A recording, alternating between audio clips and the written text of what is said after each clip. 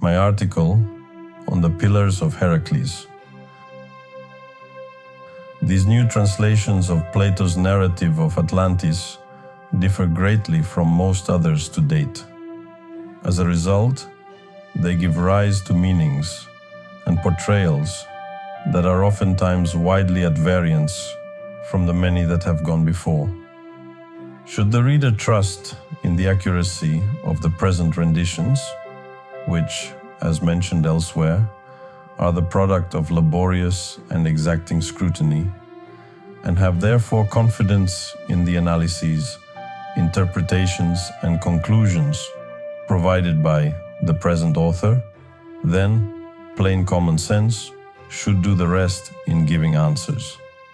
In point of fact, several ancient and recent reviewers expressed many logical reservations in regard to hitherto translations from the texts of Timaeus.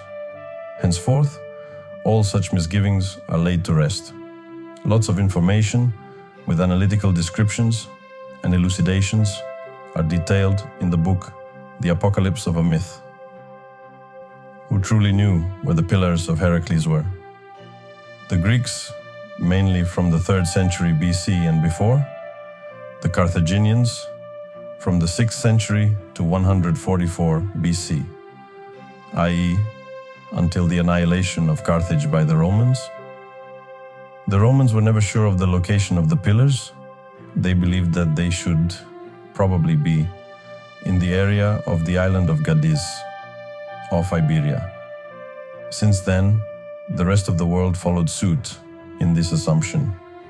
But there's not one iota of historical evidence that the Pillars of Heracles were located one at Gibraltar and the other across the strait in Africa, or that they were both in Spain, at Gades, or anywhere else, as has been and continues to be dogmatically presumed. The Phoenicians tried and failed to locate them, and proceeded to arbitrarily name the area of Gades as the site of the Pillars of Heracles.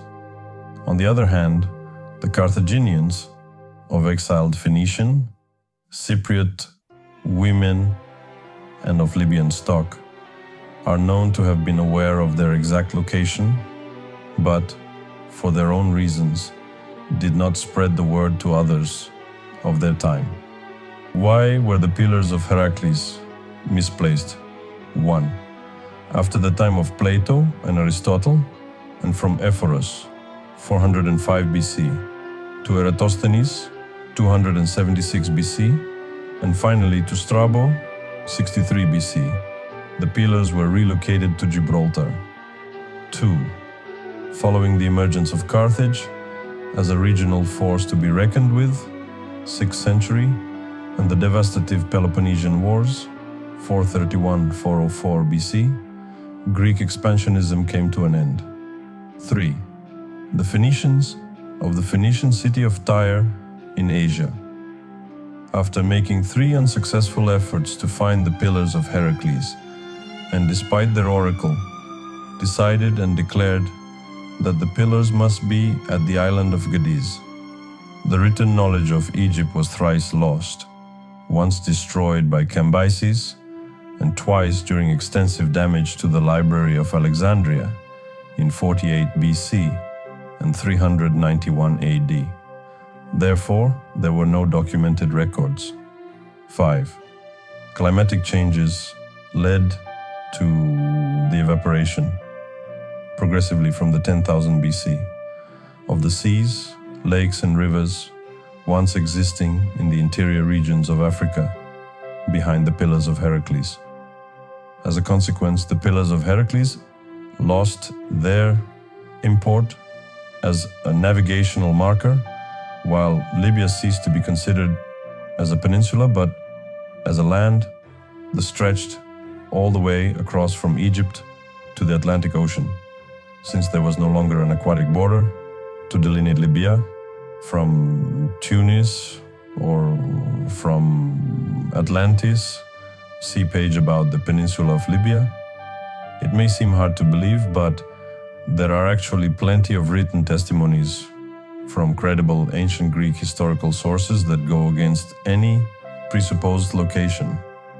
Once again, the accurate retranslation of previously misrendered texts by Plato, Aristotle, Scylax, Herodotus, Diodorus, and others show that historically, the pillars of Heracles were located inside the Gulf of Gabes, with both pillars being geographically in Africa, not in Europe.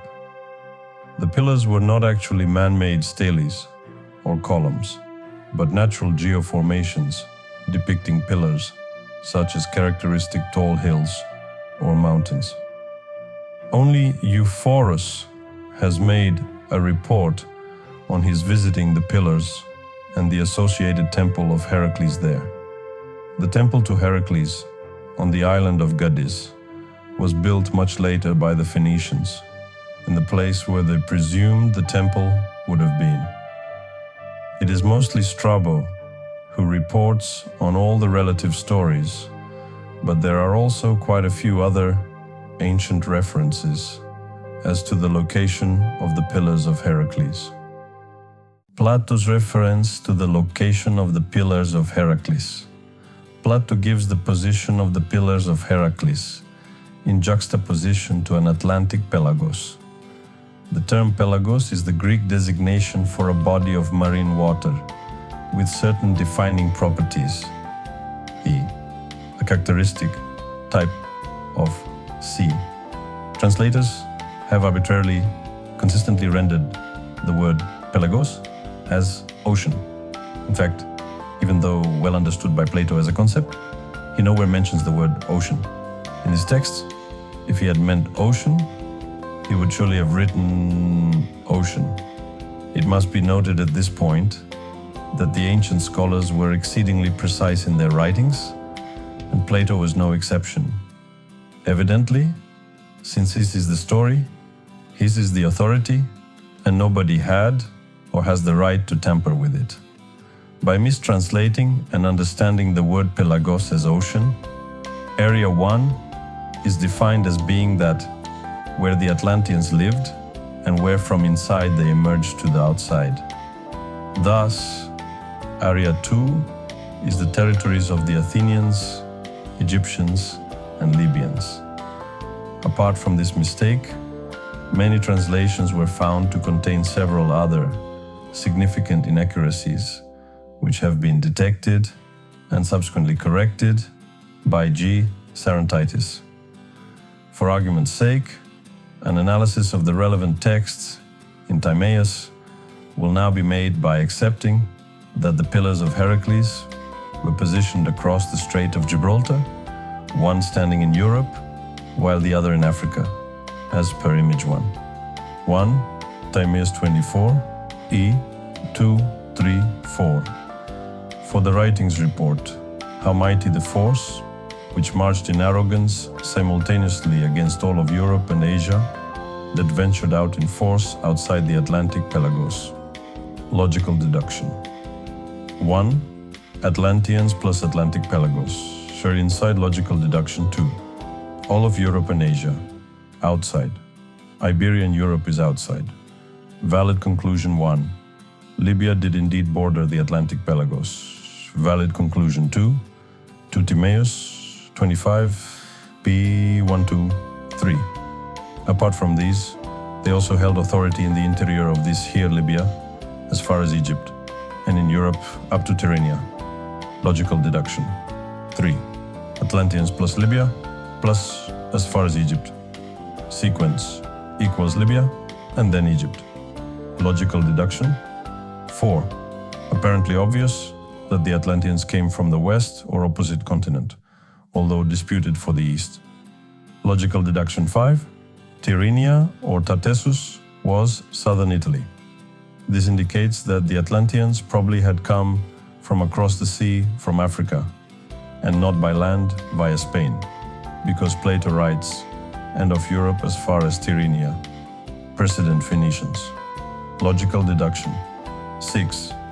The Egyptian priest states of this here Libya, while situated in Sais, he is actually at the border between Egypt and Libya. 3. Timaeus 25, B4, 5. Thus this force all gathered as one attempted to subdue at one time both yours and ours, and those inside the mouth every land. Yours, ours, Greece being inside and Egypt outside, but inside the larger sea. Correct 1. In which case, those inside the mouth every land are the lands in and around the larger Atlantic Pelagos, Atlantis itself, and also Libya. Correct 2. 4. Timaeus 25.C.4, 5, 6. Of those who had not been subdued, it facilitated their not being enslaved, while to the others, whoever of us dwell inside the borders of Heracles, it gave us absolute freedom. Logical deduction 7. Us, plus inside the borders of Heracles, correct 3. Possible exception, the area inside and the area of Heracles are two different places. There is no exception, correct 4. Logical deduction 8. There is a borderline at where the pillars are located. This is also the boundary between the Atlantic Pelagos, wherever it may have been, and the Mediterranean Sea. Libya is on the one side of this boundary, correct 5. Also, Iberia is outside this borderline, correct 6. Other logical deductions and conclusions. The Atlantic Pelagos, deriving from archipelago, was inside the pillars of Heracles, being the Aegean's archipelago, as the small sea. The place of where the pillars of Heracles were was shaped like a mouth. There was a border at the place of the pillars of Heracles. According to the above, Atlantis plus Atlantic Pelagos plus Libya plus as far as Egypt are all on the same side of this borderline, i.e. the white borderline in image 2. That's correct. The non-Atlantean lands are outside the mouth of the bigger sea. The outside of the mouth is larger than the inside. Again, this is correct, since area 2 is indeed smaller. If only the previously mentioned references by Plato were taken into logical consideration, the pillars of Heracles would never have been historically thought of as being at Gibraltar or Gades or anywhere else. Incredibly, there are several more testimonies in contradiction to these latter sites. Characteristically, herewith is a previously erroneous translation of a report made by Aristotle, which has now been accurately retranslated, and which unmistakably gives the precise location of the pillars of Heracles.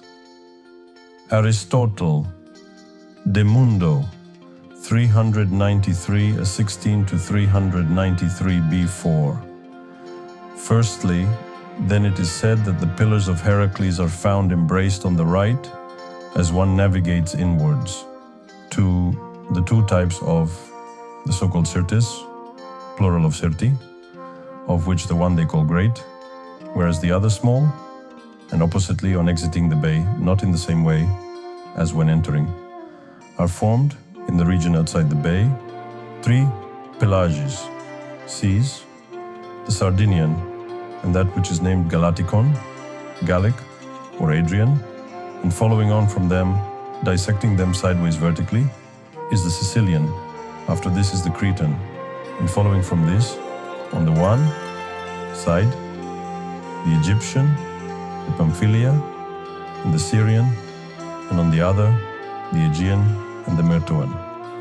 In one translation, there is the blatant rendition, as one comes from the Straits of Gibraltar. There's no such reference in the original writings, nor could there have been, since the name Gibraltar is a relatively recent designation, not an ancient one, known by Plato, so that the translator could safely assume that it was Gibraltar, that he meant. This is a classic example of a grossly arbitrary translation, which inexorably misleads and confuses. It is crystal clear that the true location of the pillars of Heracles, written of by Plato, shifted from the lesser Syrtis at Gabes, where even today there is a river which flows from the vanished Pelagos in the interior behind the Gulf. Even now, in summer, there are many places in the desert where boats lie on the sand, moored to a stake. Should the winter rains fall, the desert converts partially to a Pelagos once more. Many additional analyses and explications are provided in The Apocalypse of a Myth. However, the above representative data is convincing evidence in support of the assertion that the pillars of Hercules referred to by Plato were nowhere else but at today's Gulf of Gabes. Missing for the moment is archaeological evidence. Proof positive is that no such evidence has for 2,000 years been found to substantiate the location of the pillars of Heracles as having been at the island of Gades or elsewhere in that vicinity. The present author is confident that fairly soon there will be proof in the coming for the Gulf of Gabes, certainly sooner than 2,000 years from now, the shape of the island continent. The matter of its length has already been partly analyzed in the methodology of mythology, MOM, while some additional information is given in the page. Key researches Jat's actual length of Libya and Asia, as well as in the description of the travels of Herodotus in Africa. As mentioned elsewhere, an island continent is a massive single landmass surrounded by water. For the ancient Greeks, this could be a sea or an ocean, for example, around Africa.